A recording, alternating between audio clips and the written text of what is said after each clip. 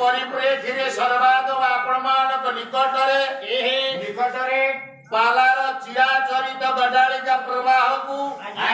अवलंबन करी अनुसरण करी अनुकरण करी आमे हेबा आजिर गंतव्य पथ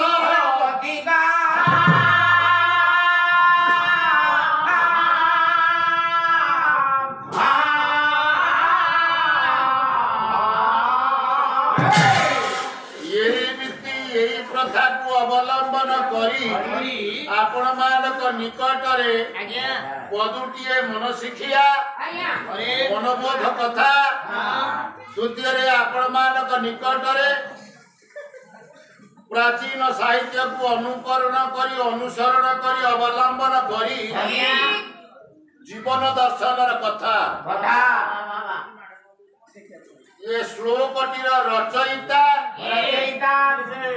उज्जयिनी पूर्वतन नामकरण जार थिला अवंती यही अवंती नगर राजा ताको जीवन काल रे 3 गोटी शतक लिखिले नाम ताकर भर्तृहरि संसार प्रति विराग भाव वैराग्य भाव वितृष्णा भाव मायार प्रकृत तत्व को अवलंबन करने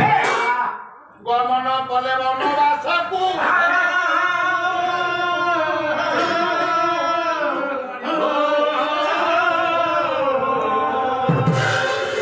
अनेक चिंता चेतना उपगत विराग पूर्वक भगवत पद को आश्रय करी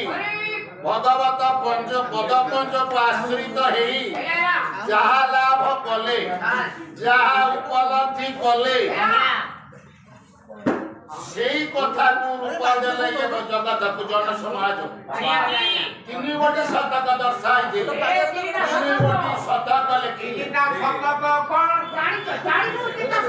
आपा कहली एक का जानी वाला भाई तू काले बैठाला टीका बहुत सुंदरी केला तुलला सुंदरी आवटा चिन्ना खमेला अरे कुना दानु हो गोटीकर नाम हैला वैराग्य शतक गोटीकर नाम हैला नीति शतक अन्य गोटीकर नाम हैला शृंगार शतक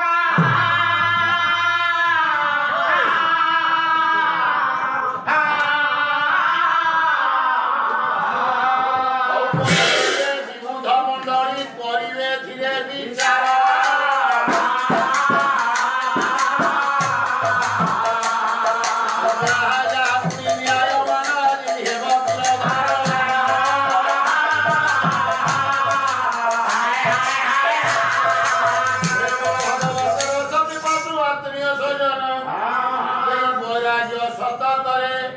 राजा भर्तृहरि ये श्लोकटी उपस्थापना कले श्लोकर पूर्वापर संबंध रखी आपण मानक निकटरे ये अकिंचन कहवा को जाउछि नंदियातन पदमे स्वरस्य विधिवत संसार विचिन्तये अर्थात हे मोर भगवत रस पिपासु पयंती आंभे माने उठार अर्थात कुढ़ाड़ी माने जाओ काठोड़ा ये जगत रे आमे समस्ते गोटिए गोटिए कुठार सदृश कुढ़ाड़ी सदृश हे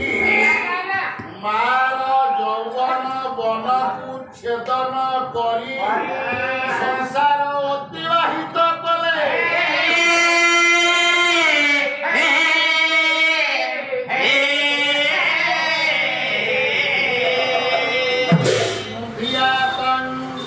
दिने मात्र से प्रभुर पद पंज को रंगराजीव लोचन अर्चन बंधन कीर्तन करुनी रे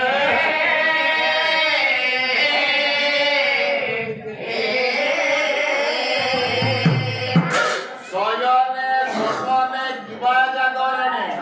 केवल कामिनी कांचन चिंता करी करी दिन गला सब रस मनीष ताके सारले आ कोन କବିଙ୍କ ଭାଷାରେ ବଡ଼ ମାୟାବୀ ଜୀବନ ବଡ଼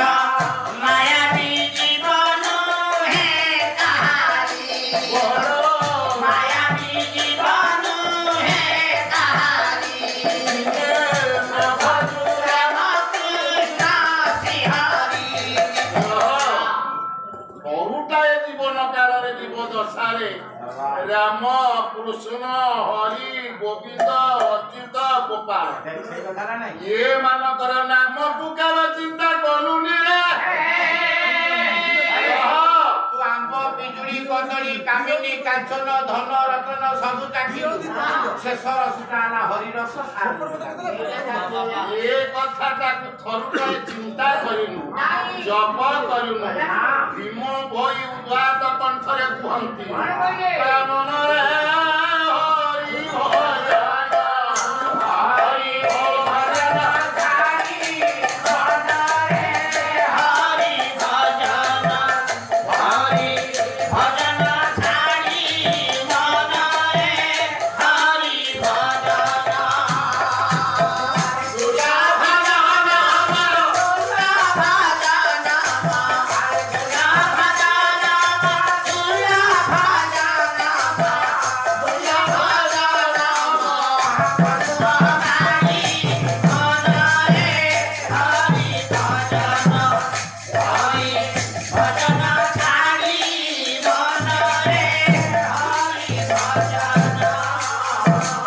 ଏ ଯୋଉ ମନୁଷ୍ୟ ଜନ୍ମଟା ହଉଛି ଦୁର୍ଲଭ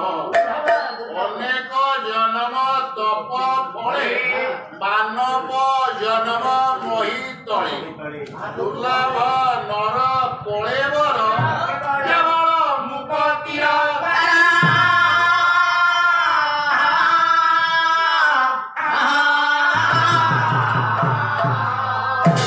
ଇଏ ମୁକ୍ତି ପଥଟାକୁ ଅନାୟାସରେ ହୁଡ଼ିଗଲୁ ଅନେକ ଜନ୍ମ ପ୍ରମାଣତ ଅନେକ 84 ଲକ୍ଷ ଜନି ପରିଭ୍ରମଣ କରି ଏମିତିକା 84ଟା ଶରୀର ଫିଙ୍ଗି ଫିଙ୍ଗି କେତେ କୀଟ ପତଙ୍ଗ ତରୁ ତୃଣ ସ୍ଥାବର ଜଙ୍ଗମ ଜଳଚର ଖେଚର ଗୁଜର ସବୁ ଶରୀରକୁ ତ୍ୟାଗ କରି କରି ପରିଶେଷରେ ମନୁଷ୍ୟ ଜନ୍ମ ହେଲା କେବଳ ମୁକ୍ତି ପାଇଁ କିନ୍ତୁ ତୁ କରୁଛୁ କଣ କରୁଥାଏ ତ ସେ ମୁକ୍ତ କଥା ଚିନ୍ତା କର କବିଙ୍କ ଭାଷାରେ ଧର୍ମ ନ ପାର୍ଜିତ ସ୍ୱର୍ଗ ଦ୍ୱାର କପାଟ ମନେ ରଖିବା ଦରକାର ଦିନେ ନା ଦିନେ ଇଏ ଭବରଙ୍ଗରୁ ତତେ ବିଦାୟ ନେବାକୁ ହେବ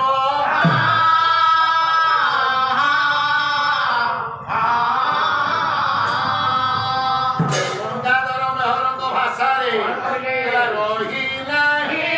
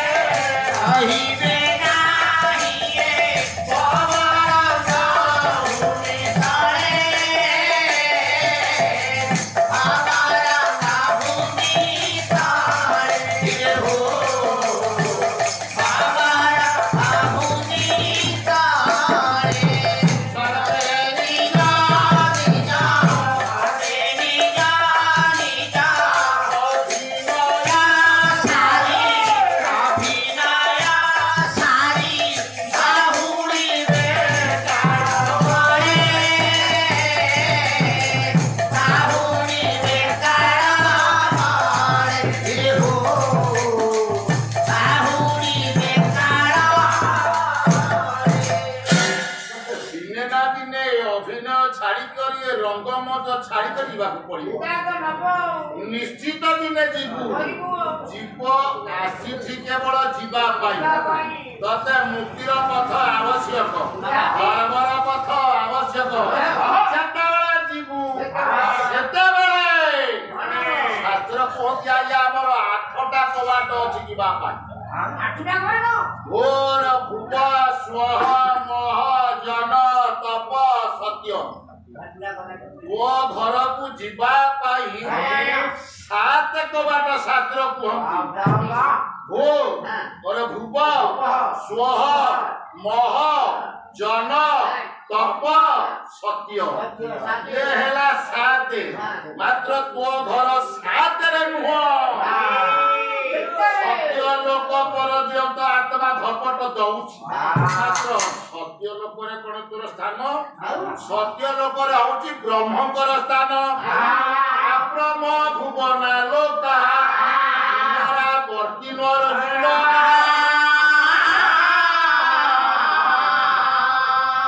आजा जो ब्रह्म सत्य जगत मिथ्या ये ब्रह्म लोक सत्य लोक रे ब्रह्मकर स्थान येठी नाही रहिवार जागा पिता कहंती ब्रह्म लोक को गले मध्य ये 7 लोक पर्यंत गति कले तोर फेरिबार पुणी अछि केमति नाही पानी खेल ई दोली रे भाई दोली खेल तळु ऊपर देखाय ऊपर को गली पुणी तळु को आसीबु पुणी तळु जीवु ऊपर को ऊपर आसीबु तळु जन्म मृत्यु चक्र ब्रह्मलोक पर्यंत अछि ब्रह्मलोक परे आउ गोटाए लोक अछि केमतिका बोला सत्य लोक पर पार विराजित नित्य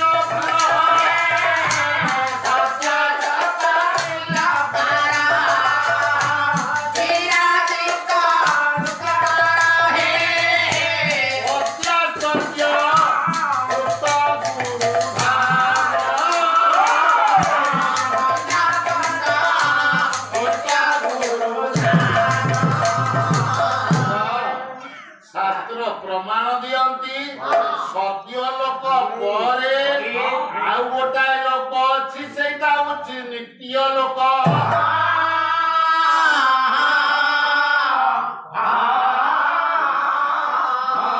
सेउ माने 7 कबाट काटी 7 कबाट को फिटाई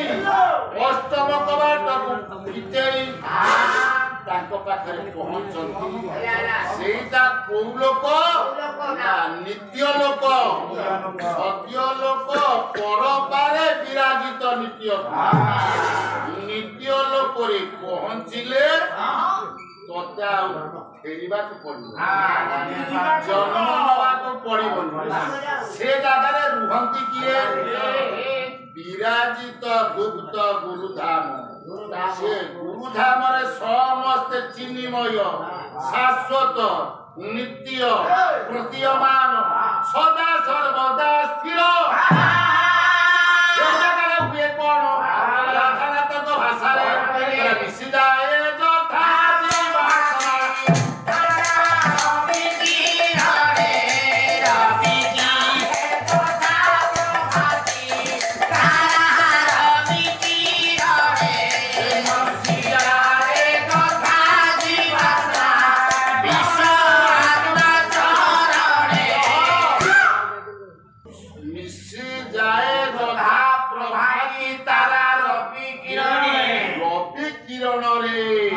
प्रभाती तारा तेजहीना हेला भଳି लीन हेला भଳି गुरु को जगह रे जे लीन हेई जाए से आउ फेरिबो नाही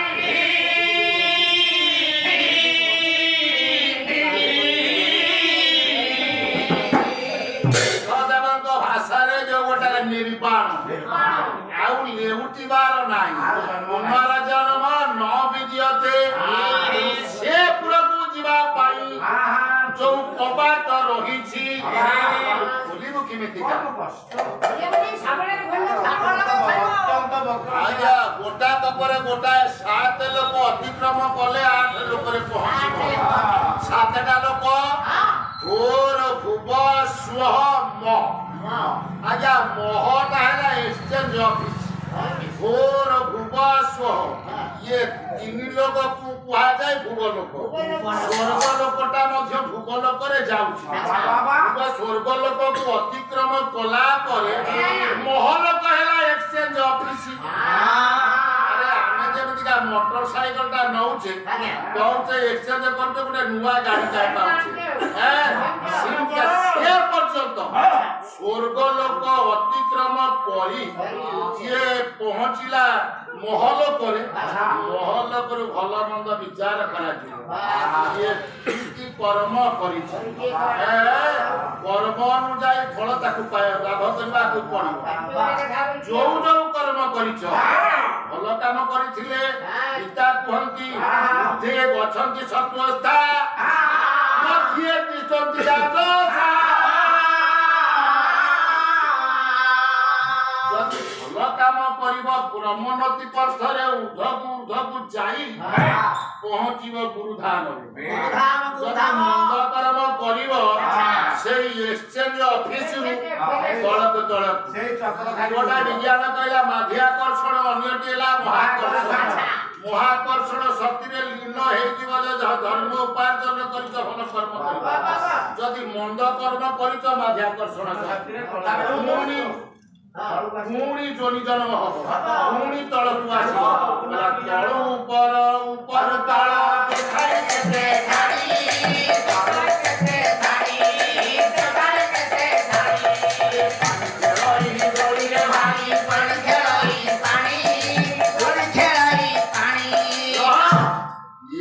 ଚକ୍ର ଦୋଳି ଭଳିଆ ତଳକୁ ଯାଉଥିବ ଉପରକୁ ଆଉଥିବ ତଳକୁ ଯାଉଥିବ ଉପରକୁ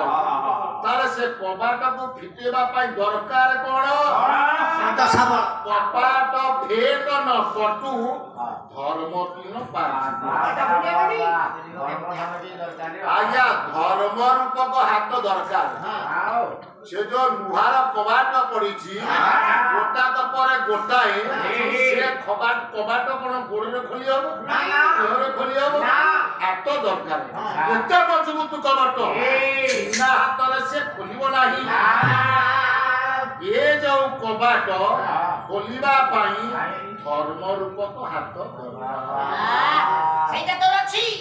ମାତ୍ର ବ୍ୟକ୍ତି ଆପଣ ଚିନ୍ତା କରନ୍ତୁ ମୋ ହାତରେ ଖୋଲିବି ଯେତେବେଳେ ଦେହ ରକ୍ଷା କରୁ ସେ ମନୁଷ୍ୟ ସେତେବେଳେ ସ୍ଥୂଳ ଇନ୍ଦ୍ରିୟ ଗୁଡାକ ଆଉ ତାର କାମ ଦେବେ ନାହିଁ ମଲା ପରେ ଇଏ ସ୍ଥୂଳ ଇନ୍ଦ୍ରିୟ କାମ ଦେବେ ନାହିଁ ଗୋଡ ଥବ ଗୋଡ କାମ କରିବ ନାହିଁ ହାତ ଥବ ହାତ କାମ କରିବ ନାହିଁ ମୁଖ ଥବ କଥା କହିପାରିବ ନାହିଁ ମୁଖ ଥବ ଖାଇପାରିବ ନାହିଁ ସବୁ ବନ୍ଦ ହେଲେ ବିଭୁ ଧର୍ମ ଗଳି ମୋର କରିଲେ ବିଚାର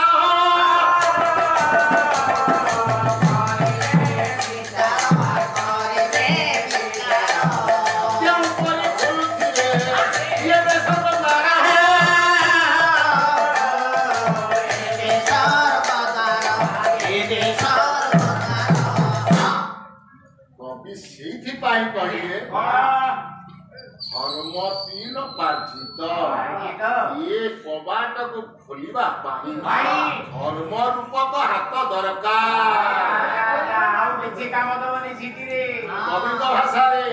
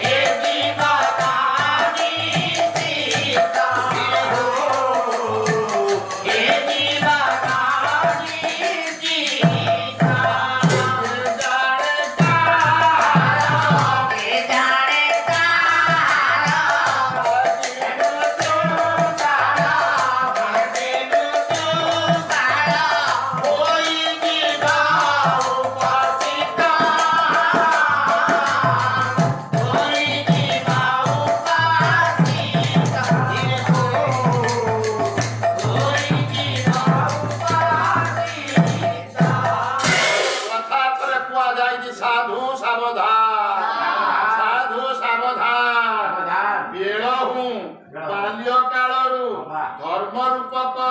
ଧନକୁ ସଞ୍ଚୟ କର ନହେଲେ କେଜାଣି କାହାର ଆଜି ମୃତ୍ୟୁକାଳ ହୋଇଯିବ ଉପସ୍ଥିତ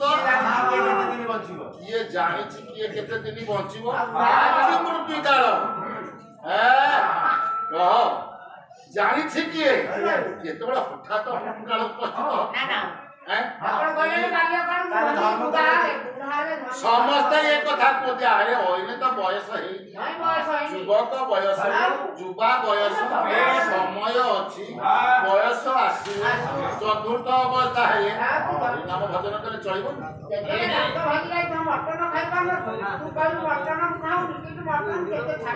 ଆରେ ସେତେବେଳେ ତ ଦେହ ଥିଲେ ତ ତେଣୁ ମର୍ତ୍ତ୍ୟ ମଣ୍ଡଳରେ ଯିଏ ବଇଛି ସିଏ ମରିଛି ମରିବାର ସମୟ ମଧ୍ୟ କିଛି ନିର୍ଦ୍ଦିଷ୍ଟ ନାହିଁ ତେଣୁ ଦୂରବର୍ତ୍ତୀ ଜାଣି କାଳକୁ ଯେ ହସେ ହସି ସେ ତା ପଛେ ଆସି ଲୁଚି ବସେ ସମୟ ଅଛି ଢେରେ ମୁଁ ଏଇନେ ମରିବିନି କାଳ ତା ପଛପଟେ ଜଗିକିରି ବସିବ କାଳ ଉପରେ ଆୟତ କାହାରି ନାହିଁ କେତେବେଳେ ଆସିବ କୋଉ ମୁହୂର୍ତ୍ତରେ ଆସିବ ସେ କଥା କେବଳ ବିଗତ ଶ୍ରୋତା ସାମନ୍ତ ଆପଣ ବିଚାର କରିବେ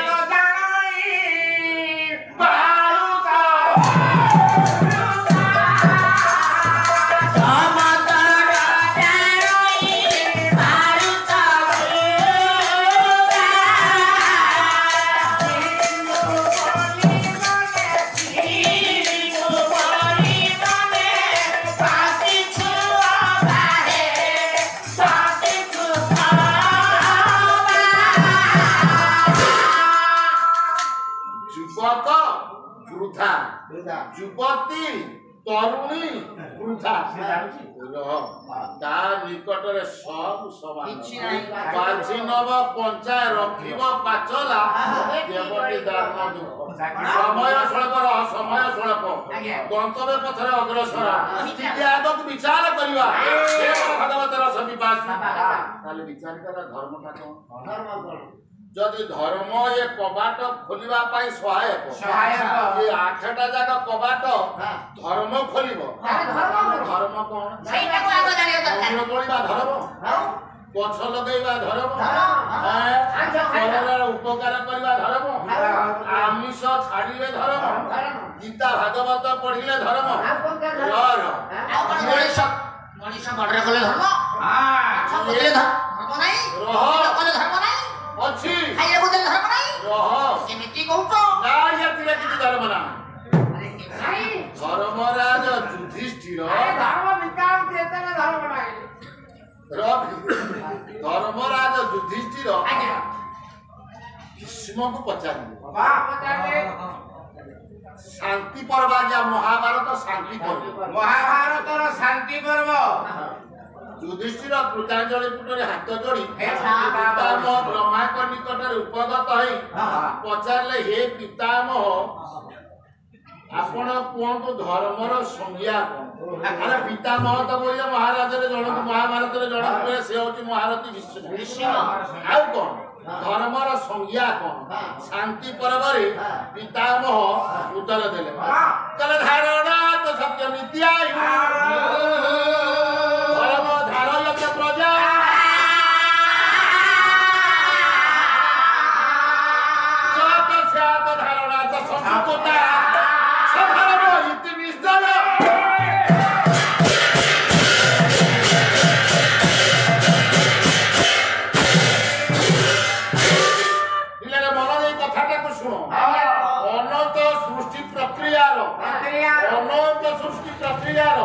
ଅନ୍ତର୍ଗତ ହେଇଥିବା ଯାବତୀୟ ସ୍ଥୂଳ ସୂକ୍ଷ୍ମ ଜଡ଼ ଚେତନ ପଞ୍ଚଭୂତ ଜ୍ୟୋତିଷ୍କ ବୃନ୍ଦ ଯେଉଁ ସର୍ବବ୍ୟାପୀ ସୂକ୍ଷ୍ମତମ ଧାରଣା ଦ୍ୱାରା ପରିଚାଳିତ ହୁଅନ୍ତି ତାର ନାମ ହେଲା ଧର୍ମ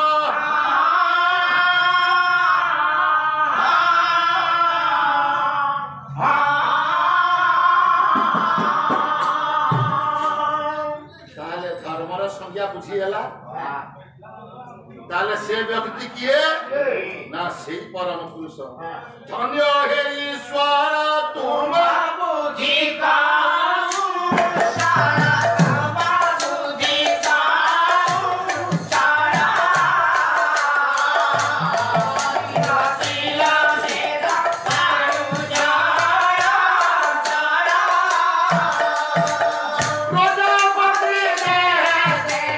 तो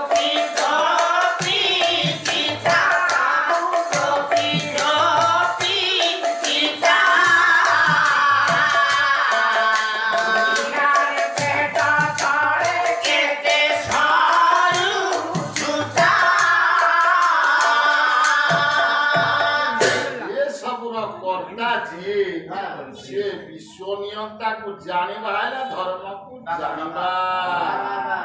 ये बड़े भगवत रस विपासु प्रत्येक सनातन प्रत्येक हिंदू मात्र के सत्य को लाभ करबा पाई धर्म को लाभ करबा पाई प्रत्येक दिन प्रणाम करन